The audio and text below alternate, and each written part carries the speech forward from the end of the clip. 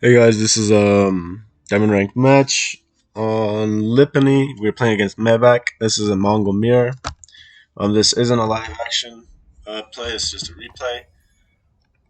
I figured it was a good match. It was a pretty decent match. It did finally eke out a victory too. Excuse me. It's Mongols. I like to do a fast H2 with Mangudai presence build. So we're dropping an early Uvu. Picking up our sheep here. You can see we have a back gold, front stone, and they're both away from our woodline, so kind of a shitty spawn for us in terms of protecting our rival resources. He's got a super nice spawn here. He's right next to and dropping a barracks. His stones, yeah, over here. Um, and he's scouting around with his gur, I guess. So that's okay.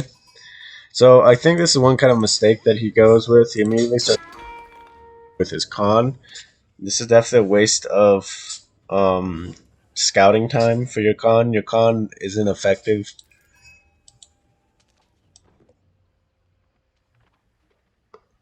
against the Uvu. And then he drops off a couple sheep. Put his barracks up early, which is interesting. So it looks like it's going to be a rush. And he brings his scout over to continue burning down my Uvu.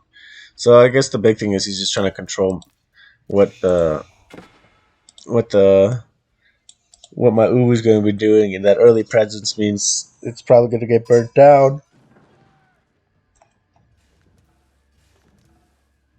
Which kind of sucks, but I'm not too worried about it. Another thing to note is, I mean, he drops this barracks, but I've got 100 more stone than he does, and he's finally dropping a spearman. So if you do drop an early production building pre-Uvu, you need to be cranking out a unit immediately. Otherwise, you're really sacrificing time, presence on the map, and a stone for nothing. So he's coming over. He's bringing over a villager to drop an outpost. I can see this. At which point, it kind of sucks.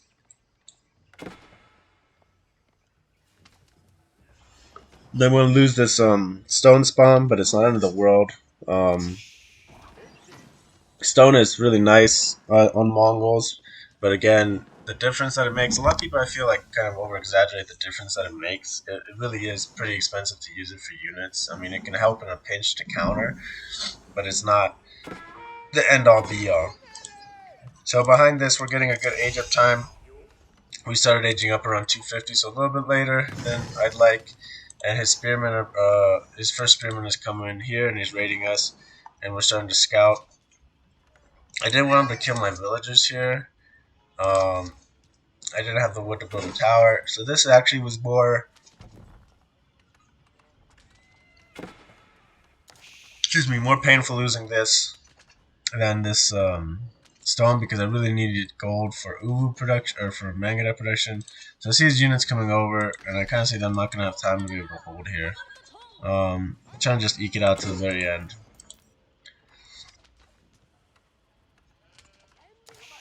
And yeah, we just pulled this guy. We pull this guy as well. And cancel our building. No sense in sticking around. And we're just gonna go scouting with our con. So if we go to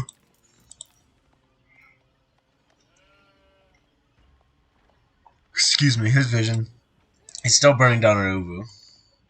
At this point we have 300 stone to his. And again, his timing was so late with his spearman, he probably could have dropped an Ubu and then a barracks. But I guess the big thing was that he wanted to get a tower on my Ubu. He was already burning down this wood. I guess this is nice for units running back and forth, but I think a tower back here would have been better. Tower on my deer, on my gold, and on my berry. Anywho, so we're starting to scout the map, even though he's got two scouts and we've got one. Focusing on the Subaru was something his spearman could have been doing, and he sacrifices a lot of vision. after we were starting to lose that gold, we just rotated away from it. We just figured that he was gonna be pushing us hard there, so we wanted to get one that was a little bit safer. His con rotates to the back of our thing. He spots our archery range, and he spots our 3 villagers. So now he sees that we're gonna go for gold, and he's gonna pull this army, 3 spearmen, a scout, and a villager over to go do that. He's on deer as well now. He's got 11 villagers onto food, so you can tell income per minute. I'm a little bit ahead in terms of wood. His eco's at 20, and my eco's at 21. So we are 1 villager ahead right now, which is nice. My con spouts this, and he's just gonna sit around and just kind of do a little damage, poking around. Tons of food. He's a little bit short on gold for his age up, so his age up is really.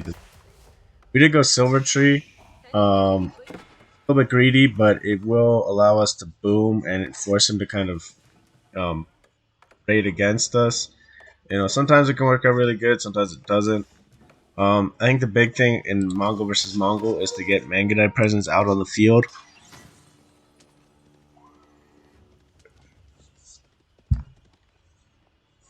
Horsemen aren't a bad option either. Thing is with horsemen, especially with a lot of players doing the spearman rush age 1, the tower rush, that you're gonna be suffering dealing with that. So we do get this tower up, which is going to be awesome in terms of protecting us. We have 1 Mangudai up, another one on the way, and we know his army's around here somewhere. And we bump into this horseman. A little bit of damage. You can see the horseman catches up to us. That's the one danger of going Mangudai versus horseman, but as long as you get a good match, you'll be able to deal with it. Our Khan has picked up 4 sheep here, and he's going to come back, drop it off. And we have 2 Mangudai. So we're slowly producing up this Mangudai force to have a decent presence on the field. And we're going for a second TC here. We were kind of like, I wasn't entirely sure what I was going to do. I felt like going second TC was probably a good choice. But again, I was a little uncertain and indecisive in terms of what I should be doing. Because I was like building up a bunch of wood, and I was like, oh, maybe I'll drop towers, maybe I'll drop more infrastructure. But I was like, I've kind of huddled here safe. He can't really push me out. He can't really push here super well yet. I think the play is just to boom up more than he does. So I turn in my 8 villagers, and we 6 wood short. So it kind of sucks. We start chopping the wood here, and we know that's going to be enough because we have 8 villagers, so it'll be a couple chops. It'll be plenty. And we're dropping our second TC at the 8-minute mark, which is big. So he's not anywhere close to having enough wood here, and he's got a lot of villagers. He's got 19 on deer, so you can tell he's super focused. Deer production, he's got 4 on wood. So his eco is entirely focused onto military production right now. And it's actually balanced for horseman production, I would say. Let's go on to him. Yeah, 19 and 4. No gold being produced right now. These villagers are coming out. He's got a wheelbarrow finishing. I mean, he is on deer, so it's not a bad move. In wood here, no bear. You can tell his food split right now is definitely for like horseman production. Meanwhile, we've got 27. We just finished our we finished our TC, and so now we're at 27 eco, about to go up to 29. He's at 26. Yeah, 27 to 29. So you can tell which is where we're going to kind of start pulling a little bit of a lead here. We see this force coming up. It's 8 military units. It's a pretty beefy force. We're a little bit late on our garrison time here. Learning how to start hotkeying my vulnerable ones with available hotkeys, so I can start jumping over there.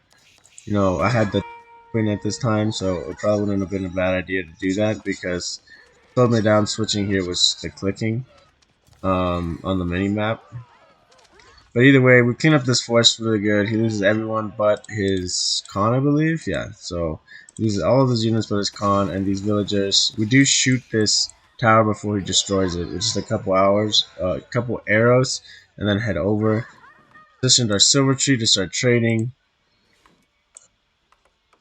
and yeah, our eco now is at 33, and his eco is at 27. So very quickly we're starting to pull really far ahead. He's starting to balance out his eco. Is he? No, he's not. He's still wooden food, 19 and 7. So he's going super hard on what looks like military production split. And he's floating a ton of food right now. He's on 800 food, so he's definitely got kind of a weird split going on. So he's going over here to deal with the deer and the berries, and we're gonna go raid him. We kind of established a little bit of control here again, so we're gonna go raid, see what we can do. He's sending troops over, pretty constant, and I'm kind of surprised it isn't constant production out of his stables, because he's got the resources for it 100%. We are kind of starting to look at aging up ourselves.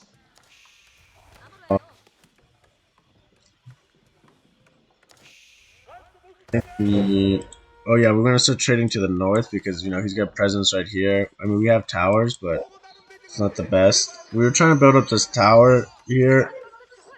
We had built up some extra villagers for the gold collection, and yeah, we lose a couple villagers getting this tower up, but now we're gonna kind of win this out here.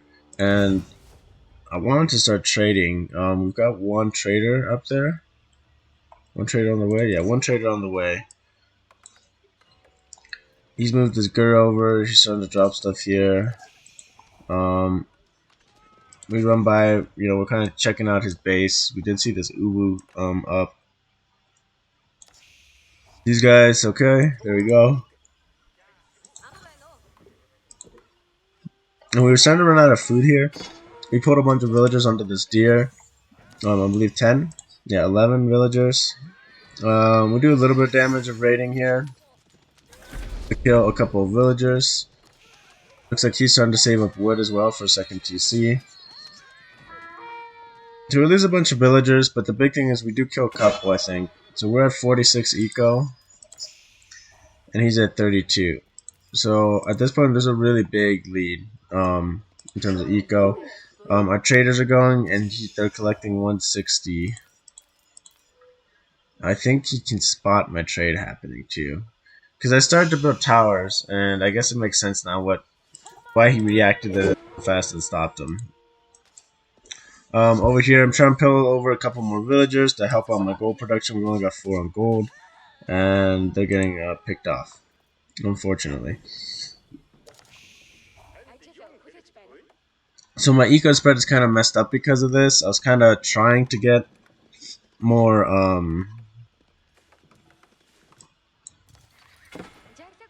gold, and we haven't gone up past one village or one trader. It is a pretty risky trade route going to his side on Lipany, and we're still trying to reestablish control here, and villagers are still collecting here. And I think he must have spotted the second TC. Yeah, he did spot the second TC. He's within range of his tower. And he's got nobody on gold still, which is pretty crazy. He's just committed to feudal age pressure right now. It's 18-14 split. We're 25-20. And we're aging up now. So we sold a bunch of resources. We traded a bunch of resources. Yep. We are gonna age up with the step readout. Our silver tree wasn't gonna be guaranteed. He was playing pretty aggressive. He's constantly raiding us, so we figured we're gonna have problems holding this. We do have 5 Mangudai here to kind of help with this presence here that he's pushing us with. He's just gonna burn down our tower most likely. We do try to jump out and repair it up, and we lose a villager, and we get it up for we get it to survive a couple more seconds, and we are able to survive or save 2 of the villagers. And now these guys are gonna have to commit themselves to fighting the Mangudai. We're gonna drop a bunch of archery rangers.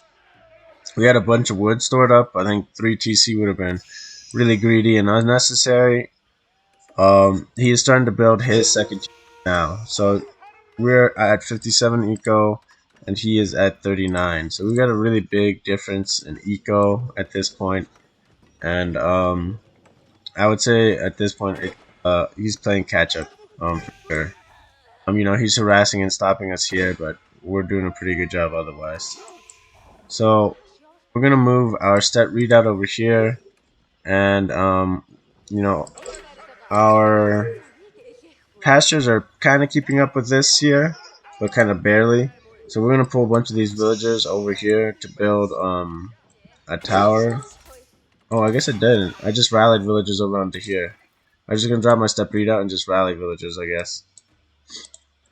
So he did try to drop a tower here. He spots it, burns it, and he's got another tower over here. And yeah, you can see our villager. He's getting arrow slits upgrades. He sees our Mangudai, and then his eco is pretty safe at home. He's got these guys on berries or deer. They just finished deer, and there are 18 of them. So he's gonna go out to those berries, and I think he sees the tower getting dropped.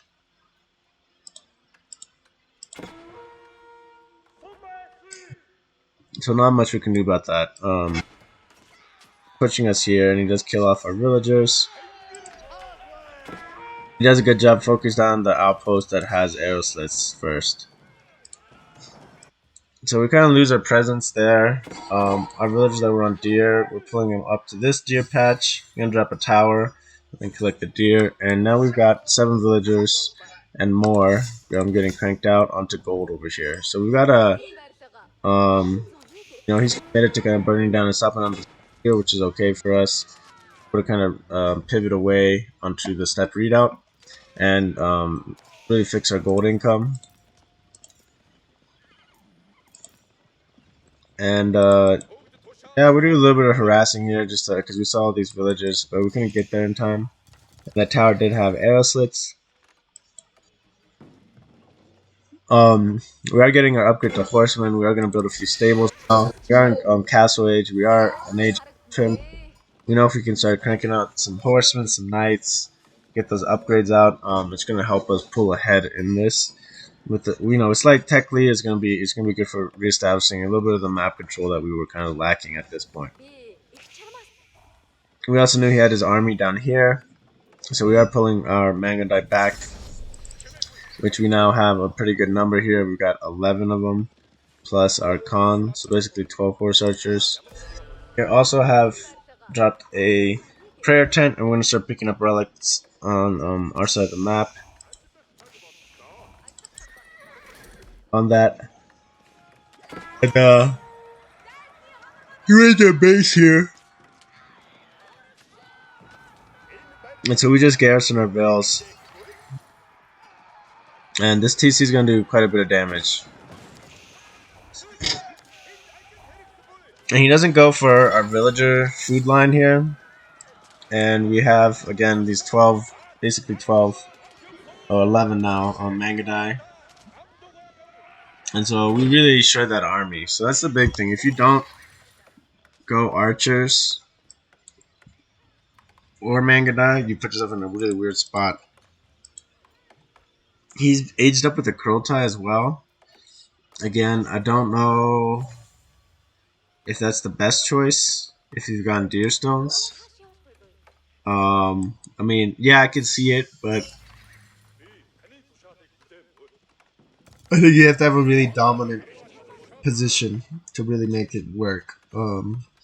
His army has basically been wiped by my army a couple times now, and he's not building any counters. I mean, horsemen are technically a counter to Mangudai, but they're not a true counter. They'll catch them, but once you have a big mass like this, 14 Mangudai, your horsemen that are chasing you and getting 1 or 2 shots.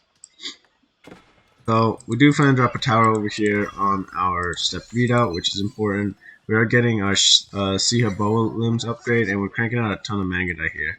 We also get our veteran Mangudai upgrade. And we have a decent force of horsemen here who are veteran as well. We have 8 of them, so we're going to go burn down this tower that kind of can impede our trade line, and we're going to start trading here shortly as well.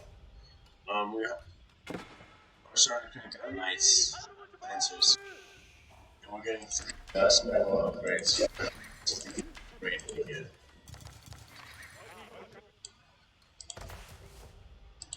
Good traders on them, yeah. So we burn down this tower, and we have more Mangudai here. This Mangudai try to hunt down his Khan, but he does use the speed arrow to get away. And he was rotating horsemen over. Stage 2 horsemen still to kill our Uvu. And yeah, he's got to back up against the Mangudai.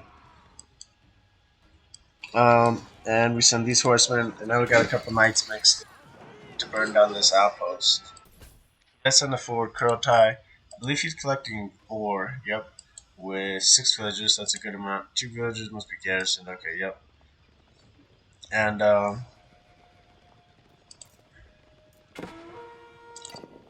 after taking out that tower, we run into this here.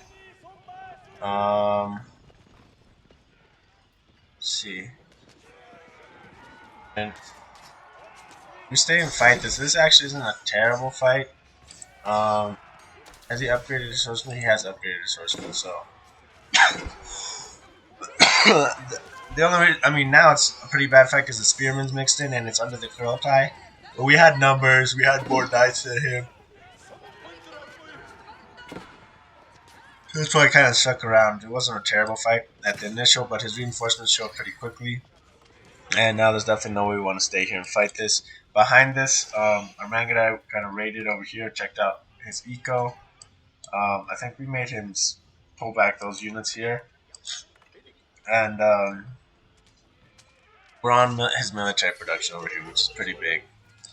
So if we look at our eco, we're at 83 eco, and he's at 66. So we've maintained this 20 eco lead, which is really, really big.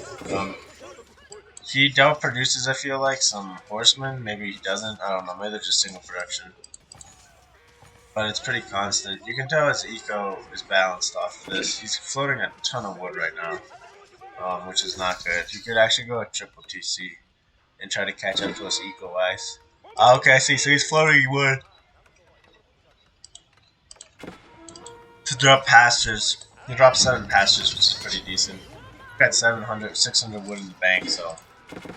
Over here, we sent over that small force of cav. Some of them to go burn some of those, get some extra resources. We have 5 Springle towers, and we're dropping off this relic. And yeah, I mean, we've got 14 Mangudai here.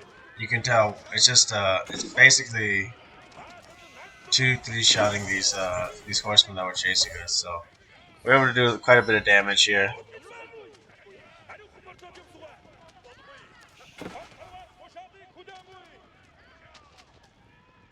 So we're just running away. We're not trying to fight anything. We're just trying to get to our horsemen here, give them some support. I think we were macroing behind this. We finished out this gold mine. We have 20 villagers, so they're gonna come over here. Yep, build 3 towers, start collecting here. This must have been a misclick on my part. I didn't shift properly onto there.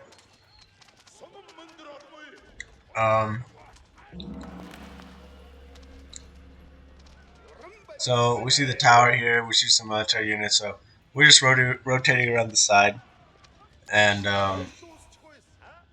we see him reacting, and we're trying to commit his military away from this Uvu.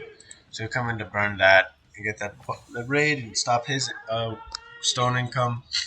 And yeah, we kind of wanted to send them over here and kind of work on this around this military infrastructure. Over here, he's still got villagers, 8 villagers on food, so he's good there. Our gold is suffering a little bit. We're building a bunch of units. We're getting our additional torches improved, wedge rivets, and specialized pick. And our our Mangudai reinforcements sent them all the way up and over around the map. That's 25 now. It's a big force to be sitting on your infrastructure right there. So we fight. We were going to fight it here as well. Run into this blob of 10 spearmen. The horsemen aren't really an issue. It's mostly the spearmen. This is definitely not a good fight to be taking, so we go back, get under our sprinkle towers, and we pull all these wood villagers to drop just a ton of towers here, and then we're going to relocate them onto this wood line over here. His army wasn't there. We had finished burning this ubu, so we're taking these villagers to burn down these towers, or these horsemen to burn down this tower, and we bring our Mangudai over to kind of hit the backside of these units on the Kurultai. He had the Springle Tower, and we knew he had these the villagers, and we knew he had horsemen and spearmen. There's no archers. It's just the towers that are doing the archers. So we're able to pick off those horsemen pretty scot free, and we're gonna push the Kurultai now with 14 knights basically. We also run into this wood line. So this is devastating for him, to tell you the truth. He loses an absolute ton of villagers, so he tries to drop his tower as quick as possible. Save some of them, which is about all he could do, is save those 5. Our massive 25. We lose a few guys, but we got reinforcements, so we're back up to 26. One knight we're maintaining on the Kurultai so it doesn't unpack. And we're getting good burn damage with him. And we burned that out. We're massing more cav here. We've got our base fully defended with towers that need to be upgraded. And we got a ton of villagers on food. So we're at 100 vills, basically 99, and he's at 46. So yeah, it's pretty much impossible for him to come back now. This is a really big pickup on those villagers. We're gonna burn this forward position that he has. We're still working back. We took out one archery range already, and those couple of towers. And then we're just gonna camp our army on his infrastructure. If they come out, unless they're coming out 4 at a time, knights, they're gonna have a hard time really equalizing with their force here. We pull 26 villagers onto the White Stupa. We do have 2 relics. Finally, we seem to pick that up, and we didn't even pick up this other one still. So yeah, we're just chilling on his infrastructure. Gotta pull it over. His army is garrisoning. His villages are garrisoning here. We got knight presence, and we're just taking out a bunch of knights. And we're so with 2 knights involved. We're just gonna pull back a little bit. We weren't too worried about it. We didn't get more knights. We're getting towers up on this side gold. We're checking out this gold over here to see if you want to collecting sneaky gold from the side. And yeah, he calls EG, and he was floating quite a bit of resources. He had 2k gold, so good game to our opponent. He was definitely trying to do some aggro stuff to us, but I think the best move in the Mongol mirror is H2 and get up to Mangudai because it counters pretty much any early aggression that's going to happen. And if he does go Mangudai, if you're like me, you just go straight Mangudai and more calf. But the proper move would be go foot archers, mass up foot archers to fight it. So thanks for watching, guys, and we'll catch you on the next one.